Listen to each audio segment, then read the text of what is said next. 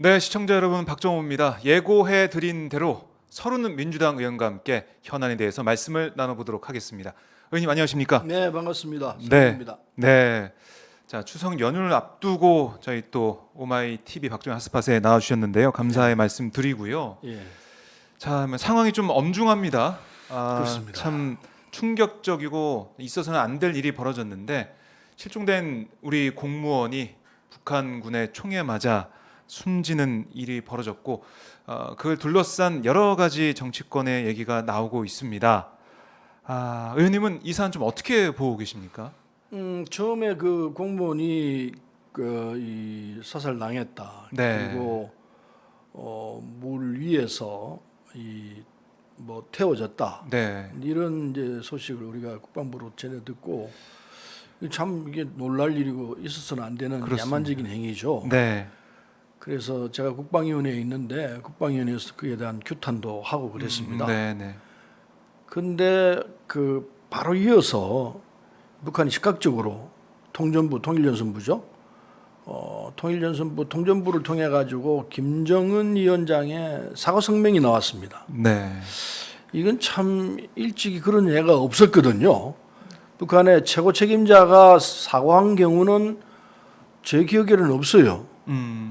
6.25 이후 없었던 것 같은데. 뭐 정세훈 전 통일부 장관도 뭐 처음이다라고 예, 하더라고요. 처음인 것 같은데 이건 뭐 깜짝 놀랄 일이었죠. 네. 6.25 이후 처음 이 북한의 최고 책임자가 대외적으로 사과를 하는 이런 일은 없었던 건데 어쨌든 사과를 했습니다. 네, 네. 그 사과 내용도 보면은 상당히 진솔해요. 대단히 미안하다고 예. 그런 얘기가 있었죠. 그걸 두 번씩이나 반복하면서 이렇게 나왔는데 네.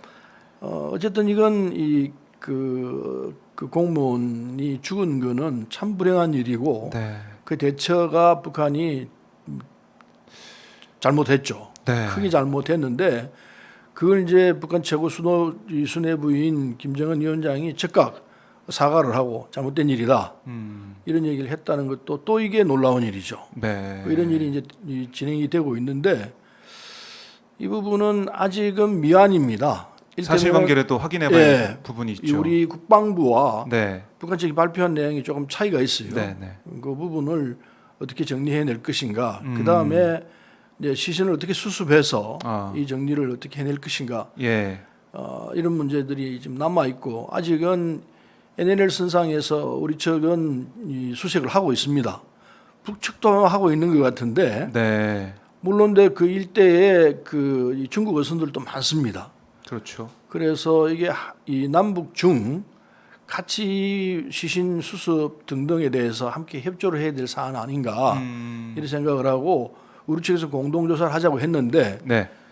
그쪽에서는 이게 아마 안 받아들일 것 같아요. 현재 상황으로서는 예. 그런 상황이 한번 진행되고 있습니다. 네, 상황을 좀 봐야 되는 문제인데, 그러니까 오늘 저희가 민주당 최고위원회의도 좀 보고했었는데, 네.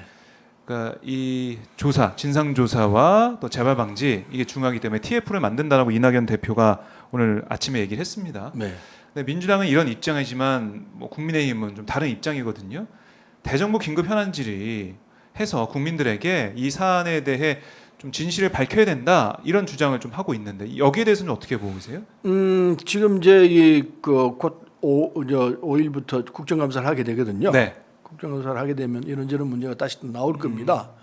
근데 지금 현안이 진행 중에 있습니다. 진행 중이다. 예. 네. 일단 시신을 이제 수습하는 과정에 있고 아직 수습이 안 된 상태이고 네. 남북이 같이 지금 북쪽에서도 성명이 자기들도 수습을 해서 보내주겠다 이렇게 보내주겠다. 얘기를 했거든요. 네. 그러고 있고 또 우리는 우리 쪽으로 넘어왔을 가능성이 있기 때문에 시신이 수색을 계속 하고 수색을 있고요. 지금 하고 있는 상황이고 네. 그래서 이것은 지금 진행 중인 사안이기 때문에 상황을 좀 보고 그리고 수습이 되는 대로 이게 대정부 질문을 하든 뭘 하든지 해야지 지금 진행 중인 상황에서는 할 처지는 아닐 거라 생각합니다. 국방부 처지 충분히 이해는 해요. 네. 좀 더 상황을 정리를 하고 그리고 지금 당장 무슨 이 상황이 붙는 건 또 아니니까요. 네. 그래서 상황을 진정시키고 그 다음에 대정부 질문을 들어가는 것이 옳을 것 같다. 순서는 그렇게 봅니다. 네, 지금은 사안을 좀 정리해 보고 또 민주당에서는 이게 각 상임위에서 계속 논의를 하고 있으니까 네.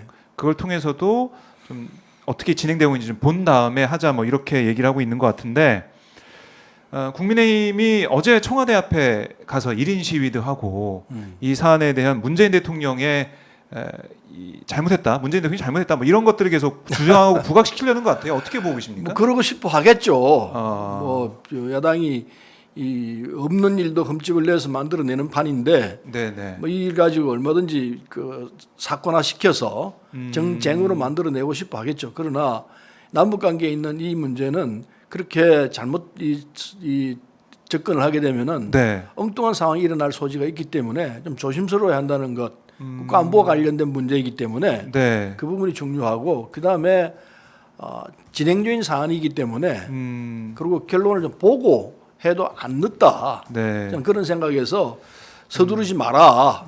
이 얘기를 야당 측에 하고 싶어요. 서두르지 마라.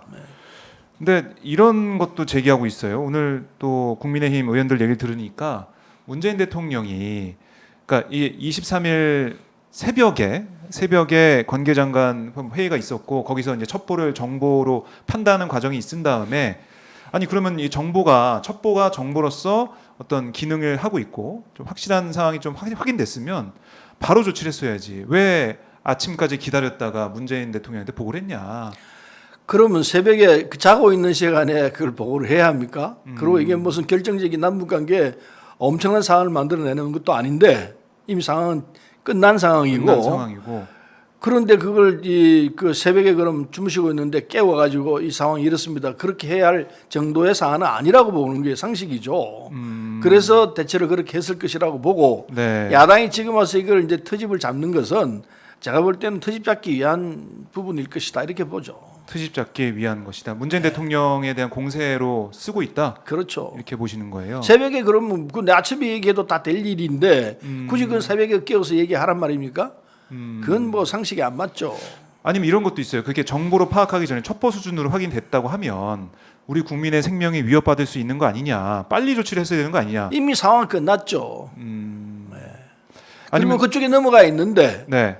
이미 월경이 되어서 그 A 씨는 넘어가 있는 상태인데 우리가 할 수 있는 수단이 그렇게 많지는 않죠. 네, 넘어가 있는 상황을 국방부에서 어쨌든 첩보로 확보했다는 거 아니겠습니까? 그 첩보가 정보가 굳어지는 데는 시간이 좀 걸리죠. 아, 시간이 걸린다. 네. 아, 그 확실하게 이게 이쪽 저쪽 여러 군데 있는 첩보들을 모으면은 결국은 이게 정보로 정리가 되는 셈이거든요. 네. 그러기까지는 시간이 필요하죠. 당장 그런 사실이 있었지만은 이게 어떤 상황인지 정확히 모르는데 그걸 보고할 수 없는 사실이죠. 정보로 굳어져 가지고 정보로 아 굳어졌어. 이건 틀림없구나. 예. 그럴 때 상부에 보고가 되는 거이지 아무것도 안 돼 있는 상태인데 그냥 탕 터진 그 내용만 가지고 보고가 안 되죠. 아, 그러니까 그런 단계별로 그 정보로 가는 과정이 있고 시간이 걸리는 상황인데 네. 국민의힘은 지금 다 벌어진 그걸 쭉 보면서 왜 이때 안 했냐라고 지금 사후에 그걸 지적하고 있다. 뭐 이런 말씀이신가요? 그건 뭐 주장하기 위해서 하는 소리죠. 주장하기 위해서 하는 소리다. 누구든지 상황을 보면은 그 새벽 1시부터 3시 사이에 네네. 그 국가안보 회의를 했는데 대통령 부재하에 네. 했는데 그걸 그럼 결론을 내려 보니까 이게 그렇게 엄청난 북이 뭐 침공해 오는 것도 아닌데 그런데 그걸 대통령께 그 시간에 그냥 보고를 한다? 그럴 사실은 또 아니죠. 진행되는 걸 보고 네. 다음날 아침에 그날 아침이 되겠네요. 그날 아침에 8시 그날 반에 아침에 보고했죠. 보고를 하면 되는 거지. 그 상식적이 맞는 거죠. 네. 그러니까 프로세스에 따라서 이 과정에 따라서 아무 진행을 이상이 했다. 없는 거죠. 그건 이 대통령을 흠집내려고 하고 있는 얘기지는 않죠. 네. 그래서 어제 피켓 들고 한 국민의힘의 시위를 보면은 대통령님 뭐 어디 계십니까? 막 이렇게 청와대 있었죠. 어디 있기는. 그렇죠. 예. 아, 정답입니다. 네, 그렇게 국민의힘에서는 계속해서 이 문제를 가지고 공세를 펼 것으로 보이는데 뭐 오늘 문재인 대통령이 수석보좌관 회의에서도 아마 입장 표명이 있을 걸로 보이고요. 좀 더 상황을 지켜보도록 하고요. 예. 자, 사안이 진짜 계속 많습니다. 참 의원님 지난주에 제가 섭외할 때는 다른 사안으로 다 질문 좀 준비했었는데 이게 많이 바뀌어가지고요. 그렇지만 이건 좀 말씀드려야 될 것 같아요. 박덕흠 의원 네. 이해충돌 논란을 불러 일으켰고 뭐 지금 맨 처음에 자신의 가족회사, 자신이 대표로 있던 회사이기도 하죠. 가족회사가 수주한 게 뭐 몇백억이다, 몇천억이다 계속해서 금액이 늘어나고 있는데 국민의힘을 탈당했습니다. 네. 탈당 선언하고 나왔는데 이거 다 이제 정리가 된 건가요? 어떻게 보십니까? 근데 이거 뭐 간단하게 정리하면 역대 최악의 이해충돌 사건. 역대 최악이다. 예. 의원님보시에 그러세요? 예, 쭉 그렇습니다. 그러다 보면 왜냐면요. 네.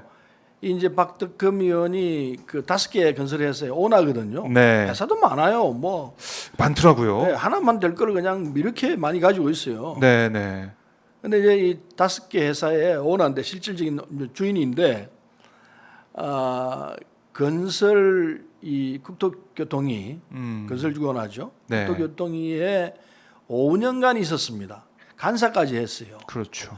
보통 이런 경우에는 잘 못합니다. 우리 당 같으면은 건설업 하는 사람이 국토교통에 있다는 얘기를 들어본 적이 없어요. 그건 배제시키죠, 당연히. 원칙상 그렇게 돼 있으니까요. 예. 근데 이제 이 자기 이제 주식이 있으니까 주식이 상당히 백지신탁 했잖아요. 백지신탁을 했는데 네. 이제 지금 국회법에 보면은 이해충돌 방지에 대한 그 조항이 있습니다. 네. 조항에 보면은 백지신탁을 하고 8년. 그게 처리될 때까지 처분될 때까지 그 위원회 가지는 못해요. 상임위원회 못 가도록 돼 있습니다. 네. 그런데 팔지도 않고 지금 계속 그냥 그대로 있어요. 그래놓고 5년간 거기가 있다는 국토위 있다라는 거는 네. 말이 안 되는 소리죠. 그럼 국토위에서 뭐 했느냐? 아하. 뭐 이 온갖 걸 다 특혜를 다 받았죠. 특혜를 받았다. 온갖 특혜를 다 받고 그리고 법 개정하려고 그래도 이 건설회사가 담합을 하거나 하면은 이게 3번 담합해서 징계 걸리면은 네. 삼진아웃 시키는 법을 만들려고 했거든요. 그것도 본인이 나서가지고 못 만들게 했어요. 이게 그 연수를 정해놓고 하려고 했는데 그게 계속해서 그러니까 바뀌었죠. 이제 극도에 있으면서 자기 이해관계가 되는 부분들을 다 정리를 해내는 그 요소를 부린 거죠. 네. 그러니까 이해충돌에 아마 다음에 사가들은 이해충돌의 아주 전형적인 사례로 박덕흠 의원을 들 가능성이 있다고 봅니다. 앞으로 역사적으로 네. 계속 남을 그런 사건이다. 네. 아, 절대로 해서는 안 되는 부분인데 네. 이 자유한국당 죄송합니다. 지금 뭐 국민의힘입니다. 예, 이름이 하도 바뀌니까 국민의힘 쪽에서는요. 네. 이걸 어떻게 이런 사람을 계속해서 국토위 이 간사까지 하게끔 이렇게 했는지 5분이나 했다는 거는 뭐 있을 수 없는 이야기죠. 네. 아니 그러면 이게 국민의힘도 책임이 있다고 보시는 거예요 지금? 당연히 당에서는? 책임이 있죠. 그 책임 있는 정도가 아니에요. 위리 올라가 가지고 네네. 원내 대표, 당 대표 다 이 사람에 대해서 책임을 같이 추궁해야 될 문제예요. 그냥 국토에 있었지를 않을 거라고 봅니다. 이 분명히 이충돌 위반이라는 거 알고 있으면서도 그거 그냥 눈 감아주고 그렇게 국토위를 보냈던 거라고 봐야 되거든요. 그래서 이건 국민의힘 쪽에서 입이 10개로도 할 말이 없어요. 다 네. 책임져야 할 문제예요. 다 책임져야 된다. 네. 그러니까 이게 어떻습니까? 위원회에 있어서 그 상임위 위원이고 또 간사로 있다면 만약에 내가 뭐 이거 이렇게 좀 우리 회사 잘 봐줘 이렇게 얘기하지 않더라도 좀 무언의 압박을 피감기에서 느낄 가능성이 있어 보이시나요? 어떻습니까? 엄청나게 느끼죠. 느끼나요? 예, 더군다나 이제 국토위 간사까지 이 위치를 하고 있으면은 네. 피감기관들이 그 엄청나게 신경을 안 쓸 수가 없어요. 신경 안 쓰고 없네요. 예. 그래서 자연스럽게 공사 수주를 이제 아까 말한 건설회사 5개가 있으니까 네. 대부분은 제한 입찰에 들어가요. 거기다가 80몇 프로 제한 입찰이. 제한 입찰은 공개 경쟁 입찰이 아니고 몇 개 회사만 딱 정해가지고 들어갑니다. 그러니까 공개 입찰이긴 하지만 제한이 됐기 때문에 예. 수의계약과 좀 비슷한 느낌의 거의 수의계약으로 볼 수 있죠. 아. 그렇게 해서 엄청나게 몇백 이상 했다고 보도가 나오고 있습니다. 예, 그렇게 했고 그다음에 이게 이제 아까 말씀드린 대로 입찰 비리가 있을 경우에는 이제 이 3번씩 입찰 비리로 징계를 당하면은 퇴출시키기로 네. 이렇게 했는데 그거 딱 자기가 막아가지고 못했어요. 그러게요. 그러니까 저희가 돌이켜 보면 어떻게 백지신탁해서 처리가 안 됐는데도 박덕흠 의원이 계속해서 국토위 자리에 있었는지 이거부터 시작해서 얘기했던 발언록들 그게 보고 또 수주한 그런 상황을 보면서 계속 의혹이 커지고 있는데 탈당을 하면서 국민의힘 소속은 아니게 됐습니다. 이 사안 국민의힘 입장에서는 다 이제 해결됐다 이렇게 좀 보는 것 같기도 하고 지금은 이제 북한 이 총격 사건에 대해서 여기에 좀 관심이 집중돼 있어서 박덕흠 의원에 대한 많은 관심이 떨어져 있습니다. 예, 무너지고 좀뭐 사라지듯이 하는데 네. 이거 그럴 문제가 아니라 생각해요. 그래서 이 문제는 탈당했다 해서 다 정리가 되는 게 아니고 네. 고발돼 있기 때문에 아. 아마 이제 형사 문제로 들어갈 겁니다. 예. 들어가게 되면은 이 제대로 된 수사를 하게 되면은 제가 볼 때는 박특검 의원 혼자로 결정될 문제는 아닐 거라고 봐요. 아하. 왜 이렇게 됐는지, 왜 예. 그 국토위에서 그렇게 간사까지 하면서 이렇게 할 수 있었는지 네. 여기에 대해서는 좀 따져봐야 할 문제가 아닌가 생각해요. 그래서 이상한 게 한두 가지가 아니기 때문에 이 수사를 통해서도 좀 밝혀야겠지만은 국회 차원에서 뭐 윤리위에서 조사를 좀 하거나 이런 가능성은 좀 없어 보이나요? 국회 차원에서 윤리 조사는 하기가 좀 동료위원이기 때문에 이게 역대 한 번도 해본 적이 없어요. 그렇죠. 그래서 그거는 이제 검찰에서 정리를 할 수밖에 없을 터인데 네. 지금 저 배임 뭐이 직권 남용 이렇게 지금 이 골프장 예, 문제도 그렇고요. 고발돼 있는 상태이기 때문에 검찰에서 아마 최종적으로 결정을 하리라 생각합니다. 네, 알겠습니다. 자, 박덕흠 의원 문제 저희가 계속해서 팔로우를 하도록 하고요. 네. 자, 이제 추석 연휴 모레면은 뭐 지금부터 휴가라서 쉬시는 분도 많으실 거예요. 네, 이번 추석 연휴에 우리 정세균 국무총리가 어제 얘기했듯이 추석 특별 방역 기간입니다. 2주 동안 거의 사회적 거리두기 2단계 준하는 조치를 쭉 취하게 되는데 문제는 개천절 집회입니다. 네. 이게 또 법원의 판단에 따라서 할 수도 있을 것 같아요. 아직 이게 가능성이 사라진 게 아니잖아요.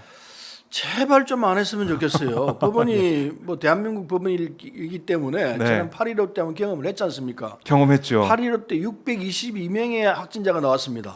네. 8.15 집회 집회 관련된 중에서 네, 맞습니다. 참가자 중에서요. 네. 아마 많이 겁이나 나왔어요. 사프는 못할 거예요. 그런 게 이 자동차 타고 어떻게 하겠다 그러는데 네, 네. 법원이 그때 허락을 해줬지 않습니까? 그렇습니다. 법원의 책임이 없다고 할 수 없죠. 이번에도 또 허락을 하게 된다면 아마 엄청난 비난이 쏟아질 거라 생각합니다. 네. 상식적으로 볼 때는 집회하면 안 되죠.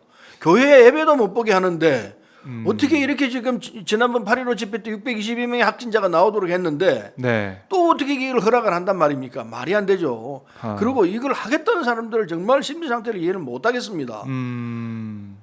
아무리 시위하고 아무리 주장할 게 있다 하더라도 그 결과로 이 중소기업하는 분들, 네. 영세 상인들, 맞아요. 네. 자영업자들 이분들한테 직격탄을 매기는 거 아니에요. 그 사람들 너 죽으라는 것 아니에요. 그런 법이 세상에 어디 있어요. 그건 자제해야죠. 당연히. 네. 그걸 그 법원에서 결정한다면 아마 법원이 엄청난 비난이 쏟아질 거라 생각합니다. 아하. 그 이번에 보면은 뭐 최근에 한 집회 관련해서는 99대 차량 가지고 하겠다고 하니까 수원지법에서 맞긴 했는데 이번은 광화문 집회 지금 광복절 집회 때 전례가 있어가지고 걱정이 되는 상황이고 아마 국민들이 전례가 있기 때문에요. 네. 그 전례 자체가 잘못된 거거든요. 아하. 그건 절대로 잘한 거 아니에요. 네. 그걸 예측 못했단 말입니까? 뭐 몇 명으로 제한해서 할까? 제한해서 어떻게 그 사람들이 제한된 숫자로 합니까? 말은 100명 한다 해놓고 1000명, 10,000명도 올 거예요. 그러니까요. 그러니까 안 되는 거예요. 그래서 허락하면 안 되는 겁니다. 네. 집회 시위의 자유 있죠. 존중돼야 되죠. 그러나 그 결과로 엄청난 피해를 입히는데 수많은 사람이 고통 속에서 씨름할 텐데 그 뻔히 알면서 그걸 허락을 해요?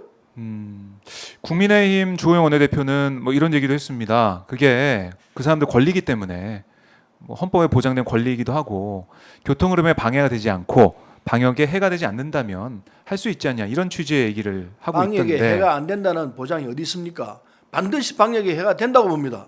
차에 타고 혼자만 차에만 타고 가는데. 있겠어요? 그 사람들이 차만 타고 있겠습니까? 절대로 보십시오. 차에만 타고 있지 않습니다. 그 차에만 타고 가만히 붙어 있습니까? 아하. 나는 그렇지 않으리라 생각해요. 무슨 수를 쓰든지 방역과 관계되는 행동이 나온다고 봅니다. 그래요. 그거 예상할 수밖에 없어요.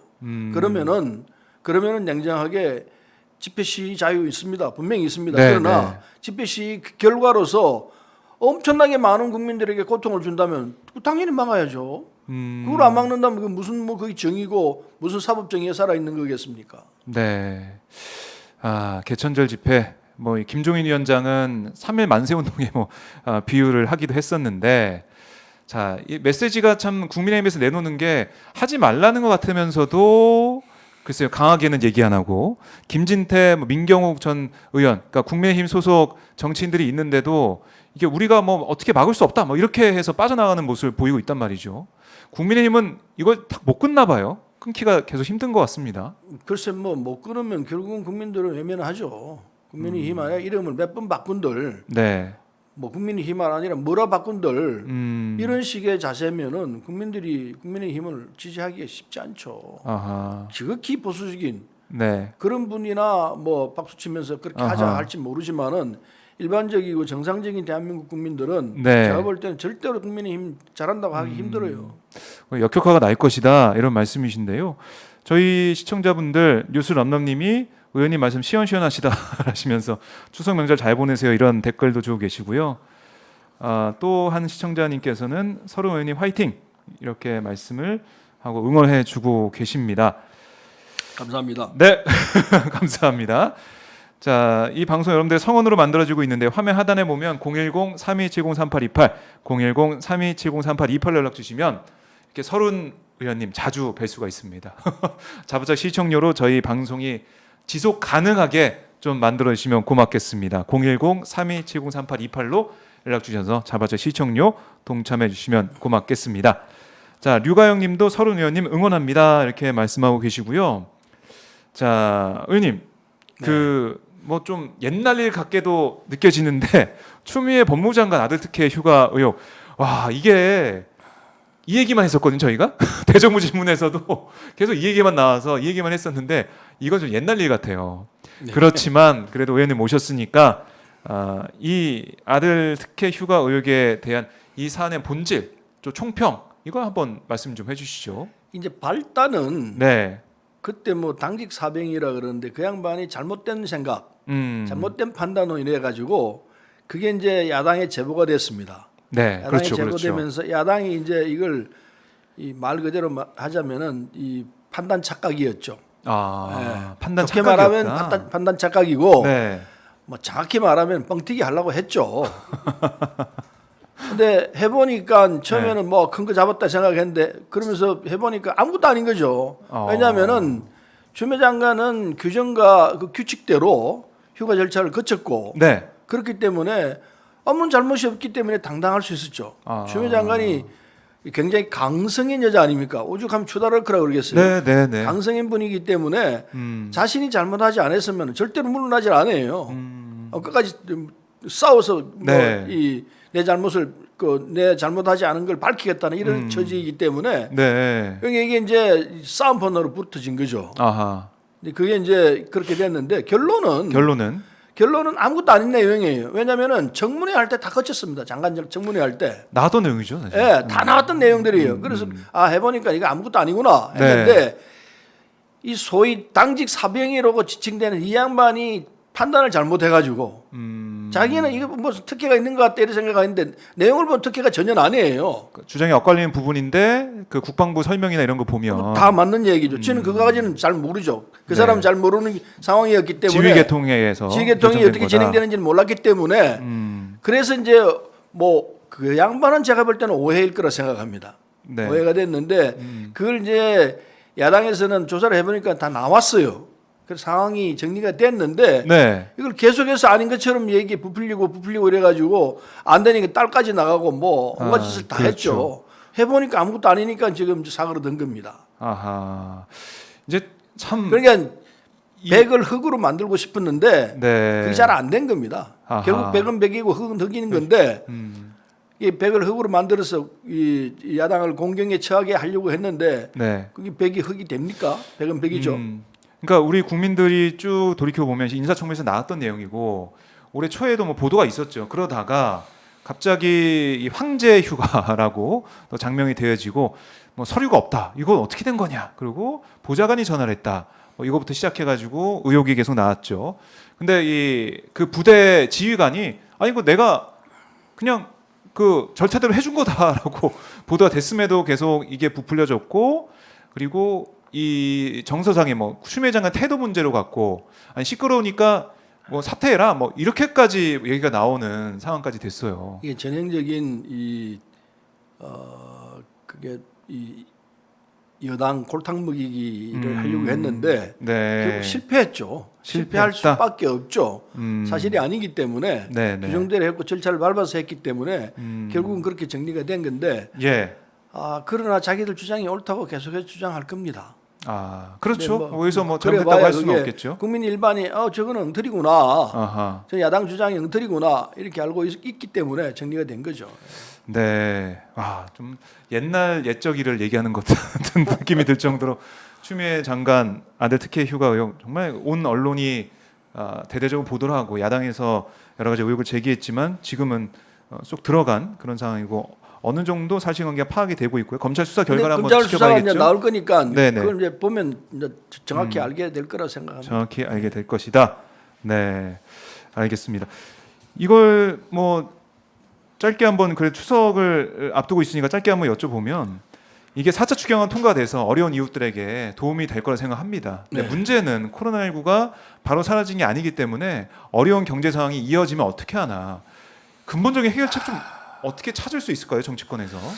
근데 지금 이제 네. 코로나가 제 방역 전문가는 아닙니다만은 네네네네. 지금 상황으로 보면은 이 그 백신이 나온다 하더라도 백신 자체 효용성 이 치료 효과가 얼마나 될 건가 또 치료제가 나온다 하들 네. 이 문제가 있는데 치료제가 나오더라도 올 1년은 꼬박 갈 것 같고 네. 대충 내년 상반기는 전에는 그렇죠. 불가능하다. 예, 예. 이게 일반론인 것 같은데 저는 뭐 더 길어질 수도 있다 생각합니다. 내년 연말까지도 갈 거 아닌가 싶은 생각이 드는데 어쨌든 내년 상반기까지는 이게 치료제든 왁신이든 이 백신이든 효과가 별로 없는 상태 네. 이 상태가 된다면은 그럼 경제는 어떻게 될 것이냐? 4차 추경을 했습니다만은 내년쯤 되면 또 5차 추경하자는 소리가 나올 수밖에 없을 거라 봅니다. 그러니까요. 근데 그렇게 진행되는 상황인데 네. 그런데 지금 이 한국 경제를 놓고 보면은 이 OECD 국가하고 비교하면은 우리 경제는 굉장히 선방했다고 그러고 있습니다. 네. 월스트리트 저널이 며칠 전에 보도했죠. 그렇습니다. 방역에 성공함으로 해가지고 네. 이 경제도 상대적으로 선방했다. OECD 국가 중에 우리가 제일 이 나은 상태이죠. 네. 1위 했다고 보고 있죠. 그렇습니다. 그런 OECD. 상태이기 때문에 우리는 그럼 왜 그렇게 됐냐? 추경 등등을 해가지고 이 밑에 하부 경제를 살려 올렸죠. 죽지 않도록 예. 계속해서 부양을 해 왔기 때문에 그래서 이게 지금 우리 경제도 이 그나마 어렵지만은 뭐 엄청나게 어렵죠. 근데 세계 다른 경제하고 비교하면은 비교할 수 없을 정도로 우리는 나은 편에 속하거든요. 네. 그걸 국민들이 잘 모르죠. 그렇죠. 다른 나라 어떤지 잘 모르니까요. 뭐 다른 나라는 지금 상상을 절하는 상황까지 가 있으니까 그래서 이게 이제 내년 4월, 5월까지 가게 되면은 또 이제 또 하죠. 5차 추경 5차 나올 추경, 수밖에 없을 예. 거예요. 그럼 어떻게 해야 될 것인가? 네. 다행히 우리는 지금 이 GDP 대비 국가 채무 이게 한 40% 조금 넘었거든요. 그렇습니다. 이 OECD 국가 중에서 우리 가장 양호한 국가에 속합니다. 네, 네. OECD 평균이 GDP 대비 국가 채무가 110%입니다. 보통. 그러면은 우리 한 3배쯤 됩니다. 네. 그럼 거꾸로 우리는 건전하네요. 그만큼 여유가 있다라는 거예요. 그래서 확장 재정을 해서 네. 부채를 늘리더라도 국가 채무가 서로 있다 하더라도 견딜 수 있는 경제 구조이기 때문에 네. 그때 상황에 맞춰서 추경을 할 수 있는 필요하다. 추경할 수 있는 여유가 있기 때문에 예. 지금 벌써 그런 이야기 할 필요는 없지만은 때가 되면 해야 된다 생각해요. 왜냐하면은 그런데 국가 채무는 그런 정도지만은 개인 채무는 굉장히 높아요. 우리가 지금 뭐 굉장히 신용 대출도 위험해요. 엄청 예. 많아졌고요. 이 부분 때문에라도 네. 지금 4차 추경을 했습니다만은 이번 4차 추경에서 잘했다고 봅니다. 이거 빨리 집행해가지고 네. 밑에 경제 밑부분에서 공기가 좀 돌게끔 만들어 놔야지 안 그러면은 큰일 난다 생각해요. 네. 개인 채무 쪽으로 막 몰려 나갈 겁니다 이게. 그러니까요. 그러니까 그거를 확장 재정을 써가지고 국가 채무 쪽으로 몰아가지고 경제 전체를 네. 좀 쿨다운 시키는 쿨다운 표현이 안 맞습니다만은 작은 온기가 좀 돌도록 온기가 이렇게 해야 합니다. 돌도록. 예. 쿨다운이 표현 잘못됐습니다. 네네. 따뜻한 기운이 돌도록 해야 따뜻한 합니다. 기운을. 예. 그러니까 우리 정부가 역할을 해야 된다. 네. 이 말씀이시고요. 그러니까 이제 방역은 잘하고 있고 경제도 잘해 왔는데 그 경제 잘한 이유가 우리가 재정을 풀어서 그만큼 좀 온기를 불어 넣었기 때문이고 이런 기조는 당분간은 갈 수밖에 없는 거겠네요. 그래서 지금 우리 정부가 이걸 뚫기 위한 기본 경제 방향으로 네. 뉴딜 처방을 이제 하고 나오지 않습니까? 예, 예. 그래서 디지털 신산업 육성을 한다든지 네. 그다음에 전기차 수차 보급을 해가지고 이게 어차피 이제 내연 기관은 사라지는 구조에 들어갔거든요. 그렇습니다. 예. 그래서 우리가 앞서서 그걸 코로나 위기로 대응을 하자. 또 기후 위기가 올 수밖에 없으니까 여기 대안하는 방법으로 가자. 네. 그래서 이 저탄소 경제로 전환시키자. 뭐 이런 방법도 K 방역이 성공하고 있기 때문에 네. 이게 이제 바이오 이 헬스 산업을 육성해 가지고 이 상황을 뚫고 나가는 이 방법으로 쓰자. 네. 이게 이제 뉴딜 정책 아니겠습니까? 그렇습니다. 이게 제대로 되도록 해줘야 합니다. 아. 이게 이제 근본적으로 지금 말씀하신 대로 5차 추경까지도 예상되는 어차피 그 코로나 상황 때문에 네. 내년 5월까지도 어려운 경제가 예상되는데 이걸 뚫고 나갈 수 있는 근본 틀은 경제를 어떻게 잡을 것이냐, 전략을 어떻게 삼을 것이냐 하는 것은 뉴딜 전략을 틀림없이 맞는 전략이라고 생각해요. 네. 이게 성공할 수 있도록 정부가 좀 의지를 가지고 밀고 나가야 되고 재계나 다른 국민들이 그게 호응해서 우리가 IT 산업 육성에 김대중 대통령 때 IT 산업 육성해가 지금까지 그 혜택을 보고 있지 않습니까? 네. 그 마찬가지로 이번에 뉴딜 정책이 성공할 수 있도록 해가지고 그래서 우리가 장기적으로 경제 바탕을 다져놓는 이 일들을 할 수 있게끔 해야 한다고 생각해요. 네. 아, 그러니까 우리 그 방역과 경제를 살리기 위해서는 열심히 다 정부와 또 우리 국민이 열심히 하고 있고 국회도 정말 일하는 국회가 돼서 이 뉴딜 정책을 뒷받침했으면 좋겠다는 생각이 드네요. 국회가 제일 문제예요. 자, 저희 뉴스 럼남님이 의원님 자주 나와주세요. 귀가 즐겁다 이런 말씀 드리고 계시고 팬이 벌써 계속 생기고 있습니다. 의원님. 아유 고맙습니다. 의원님 자주 나오세요. 아유 자주 불러주십시오. 예. 바쁘셔가지고 의원님이 예. 제가 한번 비서진들하고 한번 시간에 맞춰서 국정감사하고 정기국회 진행되면 못 나올 것 같은데. 그때는 전화로 제가 예. 괴롭히겠습니다. 전화로 좋습니다. 전화 예. 현안 있을 때만 제가 여쭐 테니까요. 예. 의원님의 그 귀가 즐거운 그 방송 저희가 아유, 고맙습니다. 기대해 보겠습니다. 의원님 끝으로 저희 카메라 보시면서 추석 연휴니까 시청자분들께 그 추석 인사 한 말씀 부탁드립니다. 국민 여러분 그리고 오마이 TV 보시는 시청자 여러분, 여러분들이 정말 대한민국을 지키는 사람들입니다. 이 추석 때 고향 가셔야 되고 뭐 성묘도 하고 그러셔야 되는데 이동 안 하는 게 최선의 정책, 정직이 최선의 정책이지만 이동 안 하는 게 최선의 정책이라니까 이거는 좀 참으시고 그리고 좀 더 어려운 사람들 생각하는 그런 추석이 됐으면 좋겠습니다.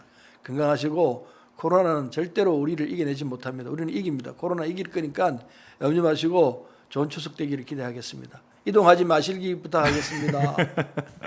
네, 의원님 오늘 말씀 잘 들었습니다. 네. 추석 연휴 잘 보내십시오. 네, 고맙습니다. 네, 고맙습니다.